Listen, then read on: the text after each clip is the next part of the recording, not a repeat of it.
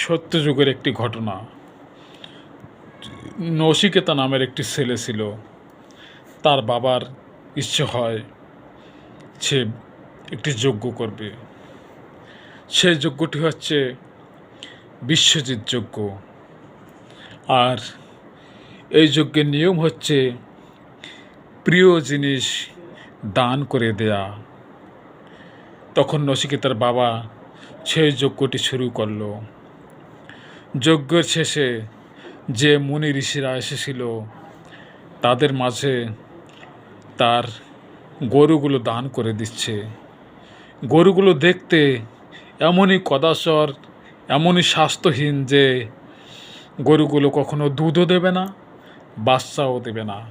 সেই গরুগুলো নচিকেতার বাবা মুনি ঋষিদের মাঝে দান করে দিচ্ছে। কিন্তু নচিকেতা ভাবতে লাগলো যে আমি আমি আমার বাবার প্রিয় সন্তান, তাহলে আমাকে আমার বাবা কার কাছে দান করলো? তখন তার বাবাকে জিজ্ঞাসা করতেছে, বাবা বাবা আমাকে তুমি কার কাছে দান করেছো বাবা? একবার দুবার তিনবার বলতেছে। তার বাবা রেগে গিয়ে বলল, যা তোকে জমের কাছে দান করে দিয়েছি।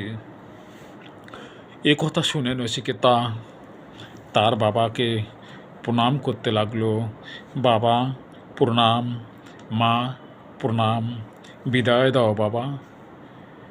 তখন নচিকেতার বাবা বলল, কি ব্যাপার, তুই কোথায় যাবি বাবা?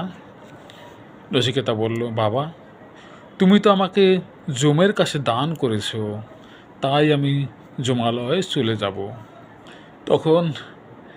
তখন নচিকেতার বাবা বলল, বাবা তুই কেন যমালয়ে যাবি? তুই তো আমাদের প্রিয় সন্তান, তোকে কেন দান করব? না না, তুই কোথাও যেতে পারবি না। আমি তো শুধু ওটা কথার কথা বলেছি। তখন নচিকেতা তার বাবাকে বলতে লাগলো, বাবা আমি আমি এই যজ্ঞের নিয়ম তো জানি। এই যজ্ঞের নিয়ম হচ্ছে প্রিয় বস্তু দান করে দেয়া। আর যদি তুমি প্রিয় বস্তু দান না করো, তুমি এ যজ্ঞের কোনো ফল পাবে না। আর আমি তো তোমার প্রিয় সন্তান, তুমি তো আমাকে দান করেছো, আমি সেই যমালয়ে চলে যাব। তখন কোনোভাবেই নচিকেতাকে তার বাবা আটকাতে পারলেন না। নচিকেতা হেঁটে হেঁটে সেই যমালয়ে চলে গেলেন। যমালয়ে যাওয়ার পরে সেই যমালয়ে যম নেই। নচিকেতা দরজার সামনে বসে রইল। 1 দিন, 2 দিন, 3 দিন। 3 দিন পর যম এসে দেখল জীবন্ত একটা ছেলে তার দরজার সামনে বসে রয়েছে। যম দেখে অবাক হয়ে গেল, বলল, তুমি কিভাবে এখানে এলে? এখানে তো জীবন্ত কোনো মানুষ আসতে পারে না, আর তুমি কি করে এলে এখানে? তখন নচিকেতা তার বাবার কথা বলতে লাগলো যে আমার বাবা একটা যজ্ঞ করেছে, সেই যজ্ঞের নাম হচ্ছে বিশ্বজিৎ যজ্ঞ, আর সেই যজ্ঞে আমাকে আপনার কাছে দান করেছে। আমি আপনার প্রদত্ত, আপনি আমাকে যা বলবেন আমি তাই করব। তখন যম বলল, যাও তুমি আবার জীবন্ত লোকে চলে যাও, এখানে মৃত মানুষ ছাড়া কেউ আসতে পারে না, তুমি আবার যমালয়ে জীবন্ত লোকে চলে যাও। যম বলছে, তুমি আবার জীবন্ত লোকে চলে যাও। তুমি যখন এসেই পড়েছ, 3 দিন তুমি কষ্ট করেছো, 3 দিন আমি ছিলাম না, তাই তোমাকে আমি 3টে বর দেব। তুমি 3টে বর আমার কাছ থেকে চেয়ে নাও, কি বর চাও তুমি? তখন নচিকেতা বলল, আমাকে ফিরে যেতে হবে? যম বলল, হ্যাঁ তোমাকে ফিরে যেতে হবে। আমাকে 3টে বর দেবেন? যম বলল, হ্যাঁ আমি তোমাকে 3টে বর দেব, বলো তুমি কি চাও? তখন নচিকেতা বলতে লাগলো, আমার প্রথম বর হচ্ছে আমি যে জীবন্ত লোক থেকে এই জমালয়ে এসেছি, মৃতলোকে এসেছি। এখান থেকে যে আমি চলে যাব, আমাকে দেখলে যেন কেউ ভয় না পায়। কারণ এই জমালয় থেকে যদি কেউ জীবন্ত লোকে যায়, তাকে দেখলে মানুষ ভয় পায়।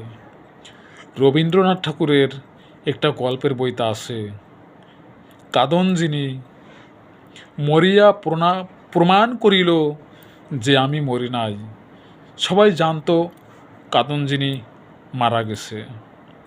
তাকে দেখলেই মানুষে ভূত দেখার মতন ভয় পেত। তারপর সেই কাদম্বিনী জলে নেমে আত্মহত্যা করে প্রমাণ করিল যে আমি মরি নাই, আমি বেঁচেই ছিলাম। তা আমাকে দেখে যেন কেউ ভয় না পায়। তখন যম বলল, তথাস্ত্র। নচিকেতা বলল, আমার দ্বিতীয় বর। আমি যে এখানে এসেছি, আমার বাবা মা যে কষ্ট পেয়েছে, আমি যেন ফিরে গিয়ে দেখি তাদের মনের মধ্যে বিন্দুমাত্র কষ্ট নেই, আমাকে সেই আগের মতন ভালোবাসে। যম বলল, তথাস্ত্র। নচিকেতা বলল, আমার তৃতীয় বর। এই তৃতীয় বর হচ্ছে আসল বর। মৃত্যুর পর, মৃত্যুর দেবতা আপনি, মৃত্যুর পর আত্মা কোথায় যায়, তার কি গতি হয় বলুন। যখন এ কথা বলল, যম হুঙ্কার ছেড়ে বলছে, বালক, বড় বড় মুনি ঋষিরাও এ কথা জানতে চায়নি, আর তুমি তো নেহাত বালক, তুমি কেন এ কথা জানতে চাইছো?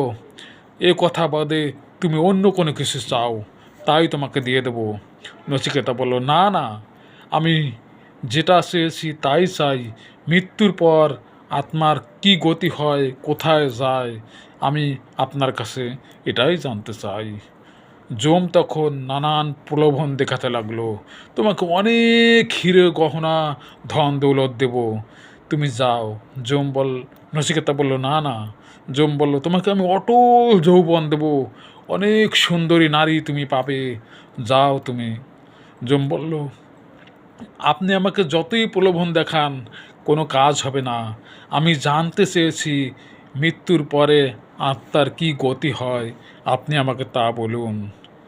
যম হেরে গিয়ে বললেন নচিকেতার মাথায় হাত দিয়ে, বাবারে, আমি তোকে বলবো আত্মতত্ত্ব। তখন যম নচিকেতাকে আত্মতত্ত্ব জ্ঞান দিচ্ছে, শোনাচ্ছে। এই আত্মতত্ত্ব জ্ঞান শ্রীমদ্ ভাগবত গীতার 2য় অধ্যায় পাবেন সংখ্যাযোগে।